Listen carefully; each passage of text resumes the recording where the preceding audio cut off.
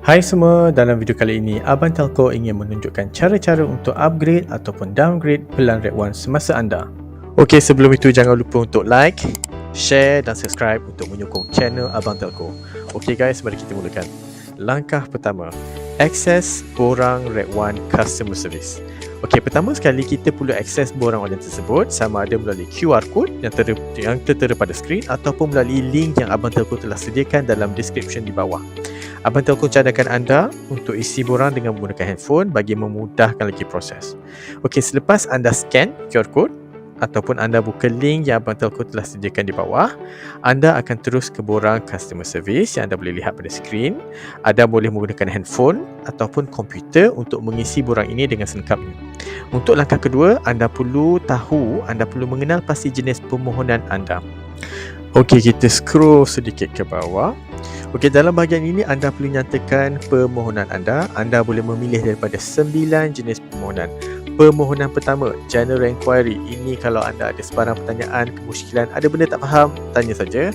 Nombor 2, Sign Up Red One Postpaid. Ini kalau anda ingin daftar nombor baru ataupun untuk kekal nombor semasa anda dan bertukar kepada Red One. Ketiga, untuk upgrade ataupun downgrade pelan semasa Red One anda. Keempat, untuk terminate line ataupun terminate account Red One anda. Kelima, untuk membuat pembayaran bil ataupun untuk unbar line yang telah disuspend oleh Red One. Keenam, untuk buat semakan bil semasa. Ketujuh, untuk buat penukaran nama tuan punya akaun Red One ataupun change account ownership. Kelapan, untuk upgrade subline ke master line. Dan kesembilan, terakhir sekali, untuk mendaftarkan diri anda sebagai ejen jualan Red One. Oh ya, okey, selepas kita dah go through 9 jenis permohonan tadi, jangan lupa untuk isi nama penuh, full name, nama penuh seperti di dalam MyCard IC, nombor MyCard anda juga untuk rujukan kami, dan jangan lupa untuk tekan save form link for future usage. Okey, ini penting supaya anda dapat rujuk semula borang ini di masa depan. Okey, untuk sesi kali ini kita akan belajar cara untuk upgrade ataupun downgrade pelan Red One semasa anda. Okey, jadi kita pilih butang nombor 3, upgrade downgrade, dan kita scroll ke bahagian 3.